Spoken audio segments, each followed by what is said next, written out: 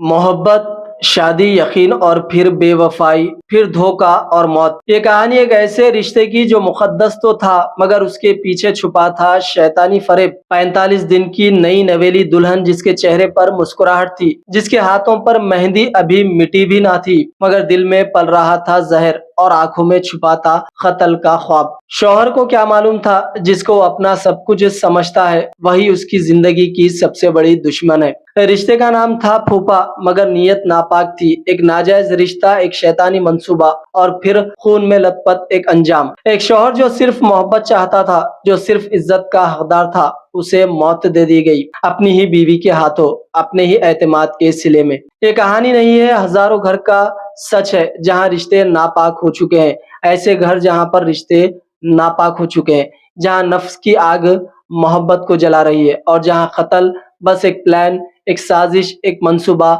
बनकर रह गया है। नाज़रीन कराम, एक ऐसे ही खौफनाक कत्ल की वारदात अंजाम दी गई जहां पर एक पाक रिश्ते को तार तार कर दिया गया। जी हाँ, ये वाकया पेश आया बिहार के औरंगाबाद जिले में, जहां पर अपने आशिक और हकीकी फूफा के साथ मिलकर शौहर को ही कत्ल करने की साजिश की और कत्ल को अंजाम दिया गया। यह वाकया 24 जून की रात नबी नगर थाने के इलाके लंबू खाप मोड़ के करीब पेश आया, जब प्रियांशु उर्फ छोटू को गोली मारकर हलाक कर दिया गया। पुलिस ने एक हफ्ते के अंदर कत्ल के केस को हल कर लिया है। औरंगाबाद के एसपी अमरेश राहुल ने इस कत्ल के केस का पर्दाफाश करते हुए कहा कि मकतूल की बीवी गुंजा सिंह के अपने हकीकी फूफा जीवन सिंह के साथ नाजायज ताल्लुकात थे, लेकिन गुंजा की प्रियांशु से शादी हो गई, जिसकी वजह से उनकी मोहब्बत में खलल पड़ गया। इसी वजह से गुंजा और जीवन ने मिलकर प्रियांशु को खत्म करने का मंसूबा बनाया।